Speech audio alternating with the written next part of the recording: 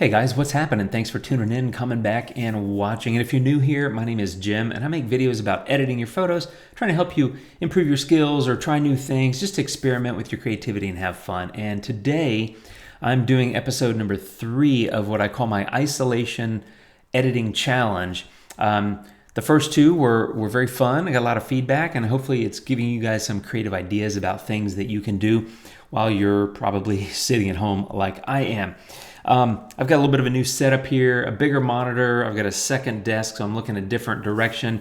And for those of you that remember it, over there on the wall is the map that I used to have on this wall behind me. I've had some people ask about it, so that's a map. I still have it. Anyway, today's editing challenge is, we're all at home, and so we can't go out and take new photos, which is totally fine. Hopefully you have enough photos in your library to keep you busy for a little while.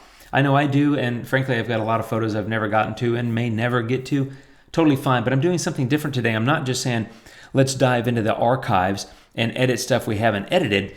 What I'm doing is I'm diving into the archives, and I've picked 2 photos that are complete shit, to be honest. They're so horrible. These are very, very early photos of mine. I've been doing this, playing around with photos and editing for 10 years or so, and my hope is that I've improved my skills in that time. So while I cannot go back and retake these photos, I can re-edit them. So I'm going to start out by showing you just how ugly they really were. So here's the first photo. This is, as you can see, it's a tractor. And it was done in HDR, and I mean, it's just horrible. There's halos everywhere.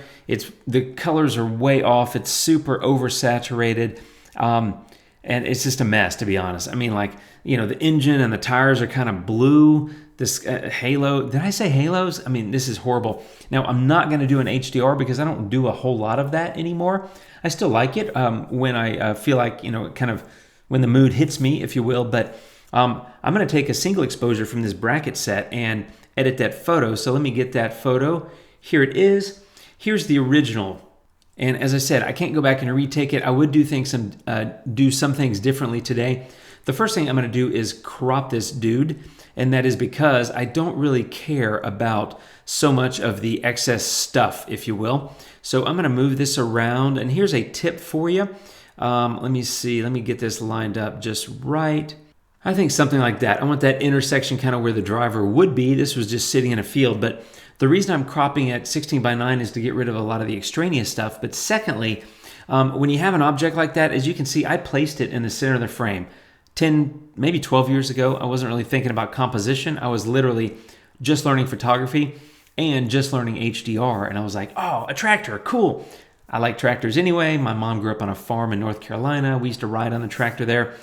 Anyway, so it kind of brought that back for me. But the reason I wanted to crop it like this is because I want to create more space in front of the tractor, because if you just center it, it is sitting in a field, but because it's an item that could theoretically be in motion, I want to give it some room to move. So I'm actually going to go a little bit more like that. That way, there's a little bit more space in front of the tractor instead of it being centered. And especially you don't want more space behind the tractor, because then it looks like it's already kind of leaving the frame and it would look weird. I think it looks better like that. So let me get over here to the light tool. I've only futzed around with this photo for a little bit, so I don't really know what I'm going to do. I'm kind of winging it, and this is like an unscripted edit. I'm actually going to start with AI Enhance and get a little bit of that light back in there. Go over here to Light Tool now, a little Smart Contrast, pull down the highlights, pull up the shadows a little bit, and I've got a little bit brighter photo, whoop-dee, I guess, but it's a little bit better light. I've got a little bit of AI structure. I'm going to get some detail enhancer. I'm going kind of fast because I'm going to do a second photo as well. I'm going to take a little bit of small and medium detail. I don't want it all in the grass, so I'm just going to paint it in to the engine, and the tires, basically into the tractor. So let me do that, and let's see, how sloppy of a painting job did I do? Not too bad, not too bad. Okay, let's see here. Boom, boom, boom, something like that. I am a believer that you don't have to hit every single aspect of a photo when you're enhancing things like that. Like, I'm not going to worry about the muffler. I'm not going to worry about this little front bumper. I'm just trying to hit the big parts, right? The center frame there. I gave it a little bit of detail. And as you probably know now, I can increase or decrease the amount of detail in that area because I've already applied the mask. So I might give it a little bit more bump just because to me, machinery would be kind of crunchy, right? I don't want a bunch of crunch everywhere else. So that's that. I think I might actually go try golden hour, give it a little bit of warmth. Yeah, I kind of like that. Now, I said, I'm kind of going fast. I'm bumping around.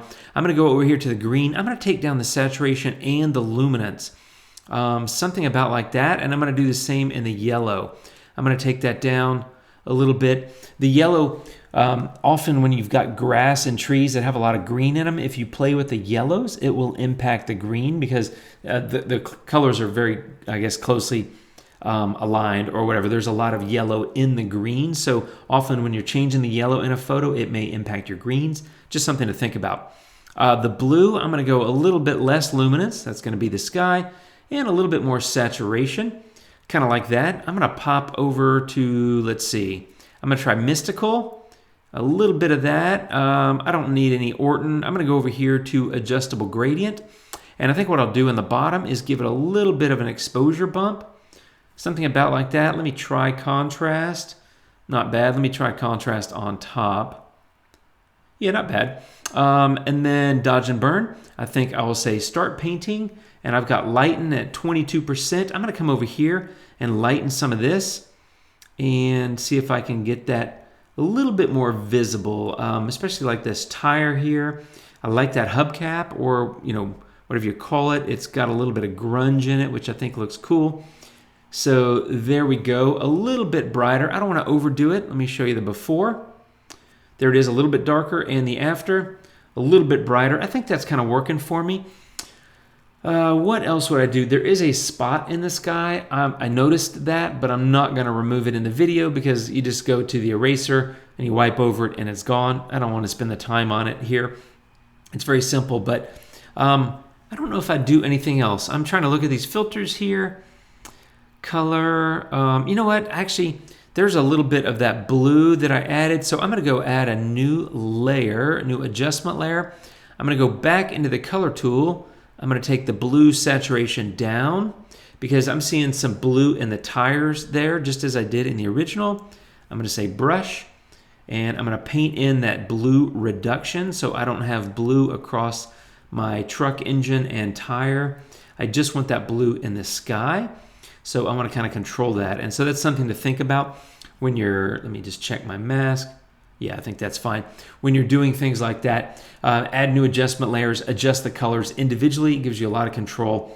But I think that's probably what I would do to this photo. There's the before and there's the after. Let me show you the original before. There's the HDR, haloed, jacked up, super crazy kind of looking, almost embarrassing to show you kind of photo. And there's the current state.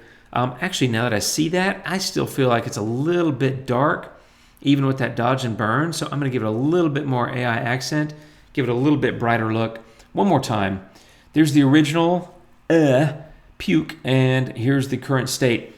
I think it's much better. To be honest, it's a tractor in a field. You can only put so much lipstick on a pig. You're not going to make it beautiful. So that's photo number one. Let me show you photo number two. Okay, photo number two. This was at a cemetery in New Orleans. This was like my first business trip like 10 or 12 years ago that I took my camera on. And I had a beautiful sunset and I completely ruined the photo, as you can see. I mean, look at this stuff. I mean, let me just zoom in and show you how terrible that is. I got massive weird color halos going all over these trees. Again, this was an HDR photo that I processed in Photomatix years ago.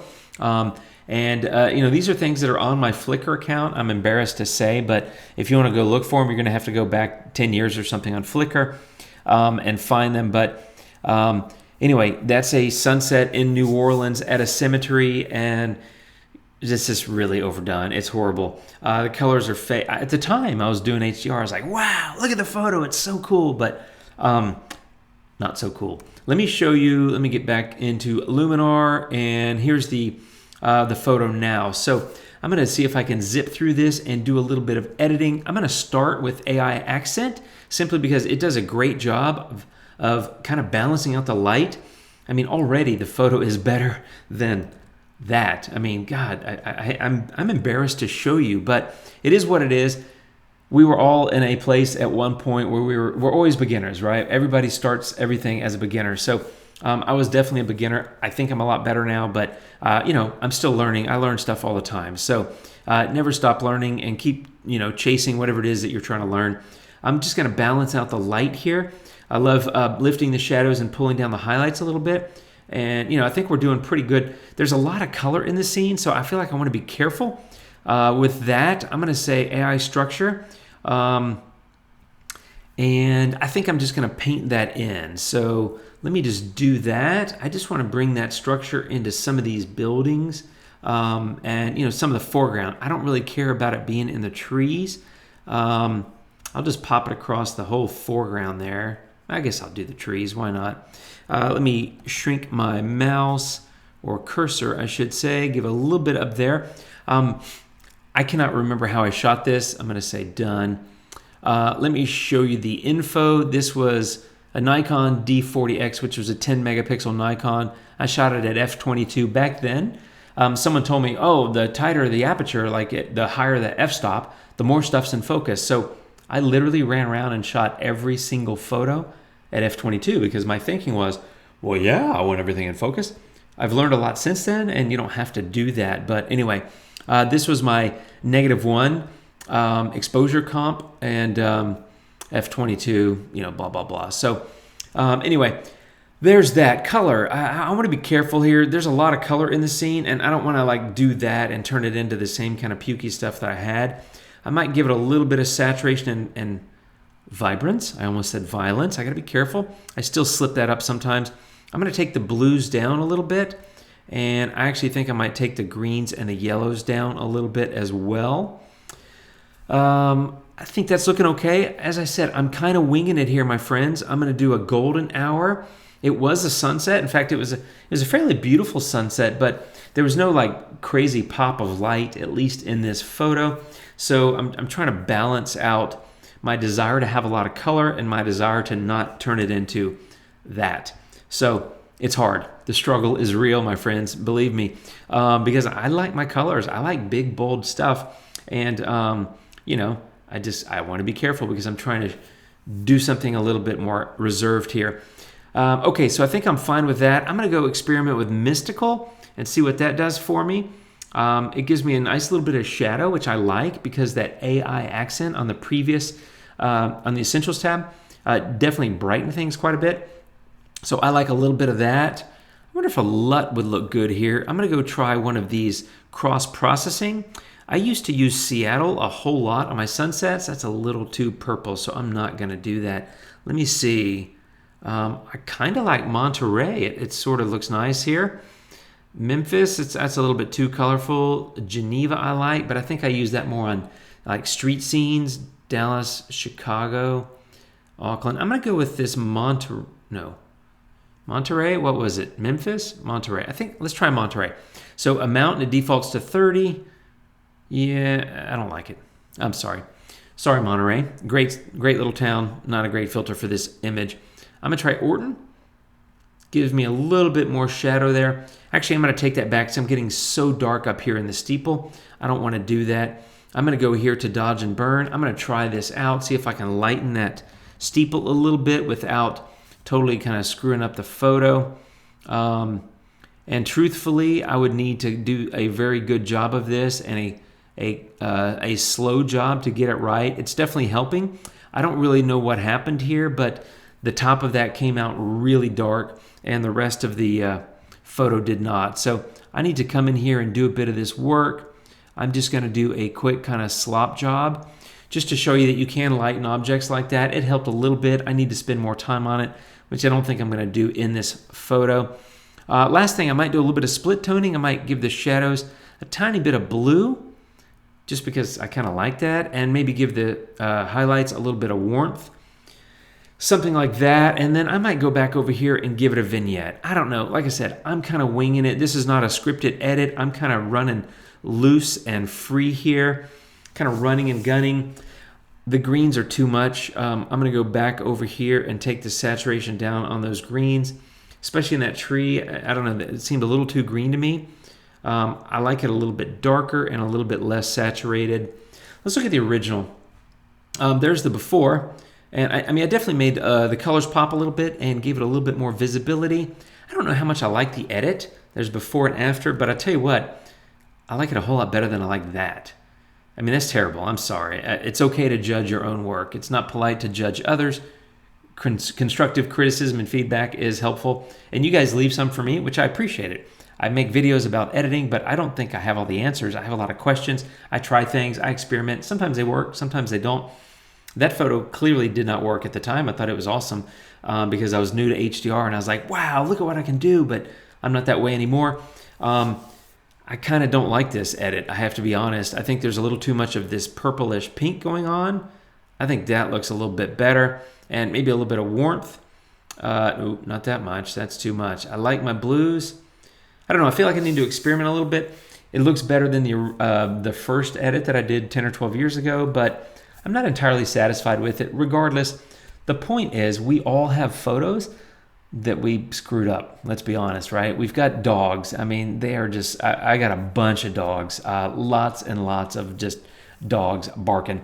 But I've got time on my hands. You may have time on your hands. It's fun to go back and try to recreate because ideally over time, especially if you've edited these photos 10 or 12 years ago, like I did with these, you've learned a lot since then. Your skills have increased. You've gotten a lot better. You're doing, maybe, obviously you can't retake the photo, but you can redo the photo and you have better tools at your disposal like Luminar 4. So that's kind of what I'm working on today. That's my challenge to you. Go find one or two old ones. Feel free to tag me if you post it, like in the Facebook group or that sort of thing, and have fun with it. But most of all, stay safe. Hope you guys are healthy and safe, and maybe finding some quality time with your close loved ones that are in the same house. I guess you can't get together with loved ones that are in a different house, but you know what I'm saying. Take care, my friends. Thank you for watching. I hope you're doing well. I'll be back soon. I've got some more challenge videos, but this one was all about diving into the archives, finding something that you edited that you hate, excuse me,